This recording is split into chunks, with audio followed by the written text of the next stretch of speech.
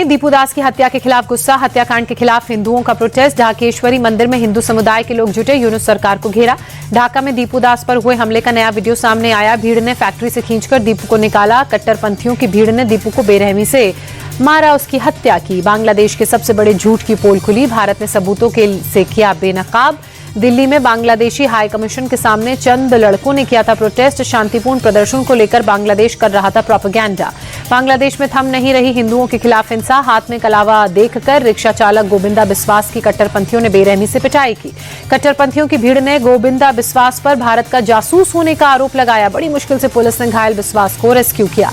बांग्लादेश में हिंसा के बाद भारत का बड़ा फैसला, चटगांव में भारत ने वीजा सेंटर सस्पेंड किए। अगले आदेश तक चटगांव में वीजा सेंटर सस्पेंडेड ही रहेंगे। बांग्लादेश में जारी राजनीतिक उथल पुथल के बीच शेख हसीना का पहला इंटरव्यू। न्यूज एजेंसी एएनआई को ईमेल के जरिए दिए इंटरव्यू में अपने खिलाफ आईटीसी के फैसले को गलत बताया। शेख हसीना ने कहा, फैसले का न्याय से कोई लेना देना नहीं, ये पूरी तरह से राजनीतिक दुश्मनी का मामला। बदले की भावना से कार्रवाई हुई। मानवता के खिलाफ मामले में आईटीसी ने सुनाई थी मौत की सजा। बांग्लादेश में होने वाला चुनाव और उसे लेकर हसीना ने कहा, आवामी लीग के बिना चुनाव नहीं होगा, बल्कि ये राज्याभिषेक होगा। ऐसे चुनाव से बनने वाली सरकार में शासन करने का नैतिक अधिकार नहीं होगा। बांग्लादेश वापस लौटने के सवाल पर शेख हसीना ने कहा, जब बांग्लादेश में एक वैध सरकार और एक स्वतंत्र न्यायपालिका होगी, तब मैं खुशी खुशी अपने वतन लौट जाऊंगी। शेख हसीना ने यूनुस सरकार पर चरमपंथियों को बढ़ावा देने का आरोप लगाया। कहा, यूनुस ने चरमपंथियों को कैबिनेट पदों पर बिठाया, आतंकवादियों को जेल से रिहा किया। ये लोग संस्थानों को अंदर से कट्टरपंथी बना रहे हैं। उस्मान हादी की मौत पर हसीना ने कहा, हादी की हत्या दुखद है, ये कानून व्यवस्था की कमी को दर्शाता है। ऐसी हिंसा बांग्लादेश को अंदर से अस्थिर करती है। भारत के खिलाफ हो रही बयानबाजी पर शेख हसीना ने कहा, भारत के साथ मौजूदा तनाव के लिए यूनुस सरकार जिम्मेदार है। दशकों से भारत बांग्लादेश का सबसे पक्का दोस्त रहा है। सही शासन आने के बाद फिर से भारत से संबंध अच्छे होंगे। पूर्वोत्तर और चिकन नेक कॉरिडोर को लेकर बयानबाजी पर शेख हसीना की तीखी प्रतिक्रिया। कहा, ऐसे बयान खतरनाक और गैर जिम्मेदाराना, ये यूनुस सरकार में बढ़ते कट्टरपंथी प्रभाव को दर्शाते हैं। शेख हसीना ने मोहम्मद यूनुस पर निशाना साधा। कहा, कोई भी समझदार नेता पड़ोसी देश को धमकी नहीं दे सकता, वो भी उस पड़ोसी को जिस पर बांग्लादेश की अर्थव्यवस्था और सुरक्षा काफी हद तक निर्भर करती है। बांग्लादेश में कट्टरपंथी जमातों का प्रोपेगेंडा फेल हुआ। बांग्लादेश पुलिस ने माना, हादी की हत्या के मुख्य आरोपी फैसल करीम मसूद के भारतीय सीमा में घुसने के कोई सबूत नहीं। बांग्लादेश के एडिशनल आईजी के मुताबिक मुख्य संदिग्ध फैसल करीम मसूद के अंतिम ठिकाने के बारे में अभी पक्की जानकारी नहीं। कहा, अपराधी अक्सर अपने ठिकानों की अफवाह फैलाते हैं। आईजी रफीकुल इस्लाम ने उस्मान हादी की हत्या में किसी राजनीतिक दल के जुड़े होने के सबूत मिलने से इनकार किया। कहा, सटीक आंकड़े जुटाने की कोशिश जारी है। बांग्लादेश में जारी हिंसा पर आरएसएस प्रमुख मोहन भागवत ने चिंता जताते हुए कहा, वहां हिंदू अल्पसंख्यक हैं, उनके सामने विकट स्थिति है, उन्हें एकजुट होना होगा। कोलकाता में संघ की 100वीं सालगिरह के कार्यक्रम में मोहन भागवत ने दुनिया भर के हिंदुओं से बांग्लादेश के हिंदुओं की मदद की अपील की। कहा, भारत सरकार को भी ध्यान देना होगा। बागेश्वर धाम के पीठाधीश्वर धीरेन्द्र शास्त्री ने बांग्लादेश में हिंदू युवक को जिंदा जलाए जाने पर सख्त बयान देते हुए कहा, हिंदू होने के कारण जिंदा सड़क पर जलाया गया। बांग्लादेश में हिंदुओं पर हमले के खिलाफ भारत में शुरू हुआ विरोध प्रदर्शन। दिल्ली में हिंदू संगठनों ने फूका मोहम्मद यूनुस का पुतला, विरोध जताया। पश्चिम बंगाल के हावड़ा में हिंदू संगठनों ने बांग्लादेश के कट्टरपंथियों का विरोध किया। बीरभूम में सैकड़ों लोगों ने मोहम्मद यूनुस के खिलाफ मार्च निकाला। चंडीगढ़ में लोगों ने बीच सड़क पर बांग्लादेश के कट्टरपंथी जमातों का पुतला फूका। अलीगढ़ में लोगों ने हाथों में पोस्टर लेकर विरोध व्यक्त किया। विकसित भारत जी राम जी बिल को राष्ट्रपति द्रौपदी मुर्मू की मंजूरी। मनरेगा की जगह नया कानून, 100 दिन की जगह 125 दिन के रोजगार की गारंटी। जी राम जी बिल पर कृषि मंत्री शिवराज सिंह चौहान ने कहा, नए विधेयक में 125 दिन रोजगार की गारंटी। बजट को 88,000 करोड़ से बढ़ाकर 1,51,000 करोड़ किया।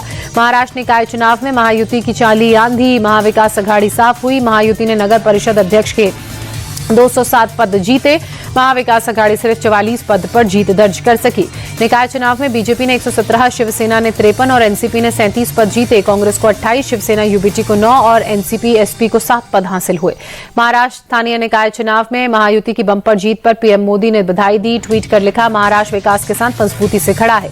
पीएम मोदी ने कहा, ये बंपर जीत विकास के हमारे विजन के भरोसे को दर्शाती है। नई ऊर्जा के साथ लोगों की आकांक्षाओं को पूरा करेंगे।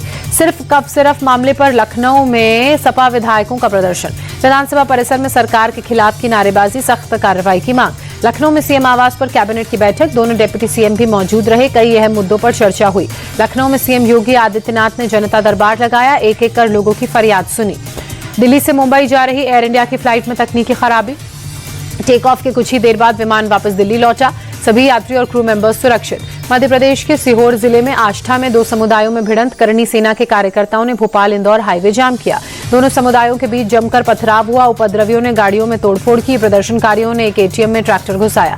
आष्ठा के अलीपुर चौराहे पर बीती रात करीब 9 बजे पार्किंग को लेकर विवाद शुरू हुआ। करनी के कार्यकर्ताओं की गाड़ी पर दूसरे समुदाय के लोगों ने तोड़फोड़ की।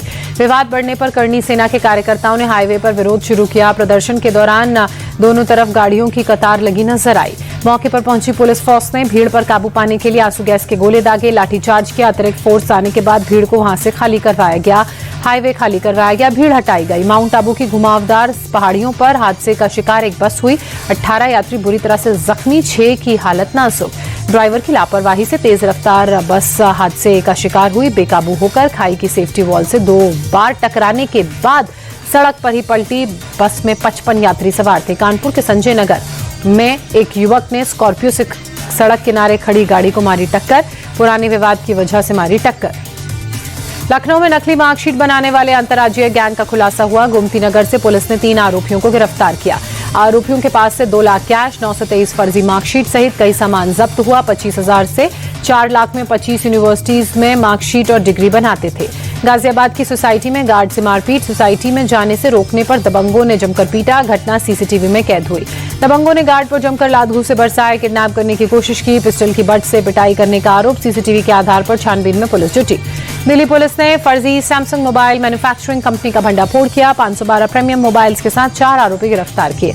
पुलिस ने 124 मदरबोर्ड, 138 मोबाइल बैटरी बरामद की। 459 फेक IMEI प्रिंटेड स्टिकर समेत भारी मात्रा में मोबाइल एसेसरीज जब्त की। वडोदरा के नंदेसरी ब्रिज पर एक युवक को लोगों ने रेस्क्यू किया।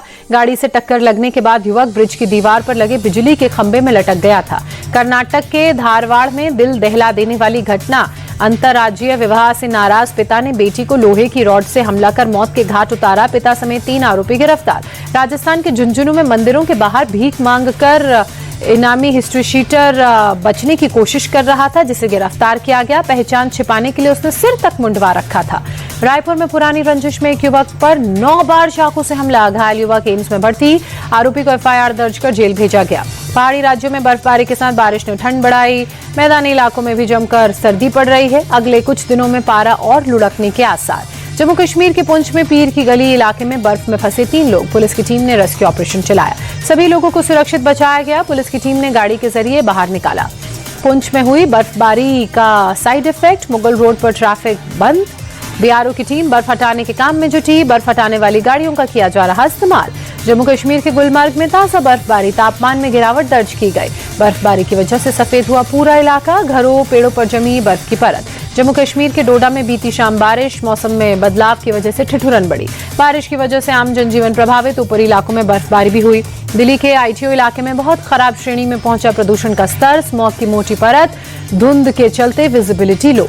आनंद विहार इलाके में सांस लेना मुश्किल हुआ। गंभीर श्रेणी में प्रदूषण का स्तर पहुंचा। एयर क्वालिटी इंडेक्स 400 के पार। इलाके में स्मॉग की मोटी परत छाई। दिल्ली के सराय काले खां इलाके में धुंध की मोटी परत छाई। बहुत खराब श्रेणी में पहुंचा प्रदूषण का स्तर। AQI 363। इंडिया गेट इलाके में AQI बेहद खराब श्रेणी में। जहरीली धुंध की परत छाई। जनजीवन प्रभावित।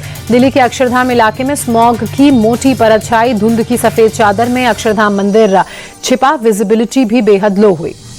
अरावली मामले पर केंद्रीय पर्यावरण मंत्री भूपेंद्र यादव ने कहा, अरावली पूरी तरह से संरक्षित। इसको लेकर भ्रम फैलाना बंद हो। अरावली रेंज में सिर्फ 0.19% हिस्से में खनन।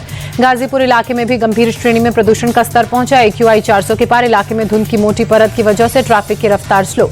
हरियाणा के करनाल में शीतलहर के साथ कोहरे का प्रकोप। शहर के कई हिस्सों में घना कोहरा छाया। जनजीवन प्रभावित। यूपी की राजधानी लखनऊ में भी जबरदस्त कोहरा। धुंध की सफेद चादर में छिपी इमारतें। विजिबिलिटी लो हुई। वाराणसी में ठिठुरन के साथ घने कोहरे का प्रकोप। शहर के कई हिस्सों में छाई धुंध की मोटी परत। विजिबिलिटी बेहद कम।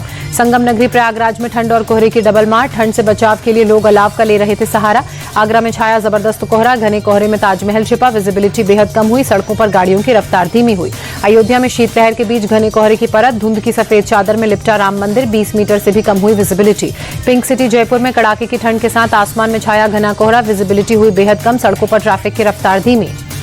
राजस्थान के दौसा में शीतलहर के साथ घने कोहरे का प्रकोप, धुंध की मोटी परत के चलते विजिबिलिटी कम हुई, ट्रैफिक बुरी तरह से बाधित। जैसलमेर में जबरदस्त ठंड के साथ छाया घना कोहरा, विजिबिलिटी लगभग ना के बराबर, यातायात बुरी तरह से प्रभावित। बीएसएफ के भर्ती नियमों में बड़ा बदलाव, कांस्टेबल भर्ती में 50% पद पूर्व अग्निवीरों के लिए आरक्षित, गृह मंत्रालय ने अधिसूचना जारी की। पूर्व अग्निवीरों को फिजिकल स्टैंडर्ड टेस्ट और फिजिकल एफिशिएंसी टेस्ट से छूट, उम्र सीमा में भी राहत। 10% सीटें पूर्व सैनिकों के लिए रिजर्व होंगी। क्रिसमस और नए साल के मद्देनजर जम्मू कश्मीर में सुरक्षा सख्त की गई। जम्मू में सुरक्षा बलों ने बैरिकेडिंग कर चेकिंग अभियान चलाया, वाहनों की तलाशी ली।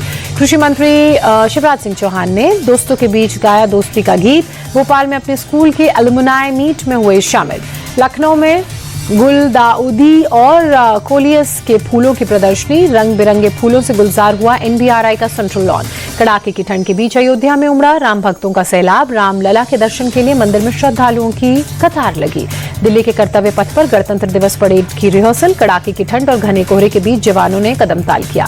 कारोबारी हफ्ते के पहले दिन सोने की कीमत में गिरावट, देश के कई राज्यों में 24 कैरेट 10 ग्राम सोना 1,34,320 रुपए पर आया। चांदी के भाव में गिरावट नजर आई।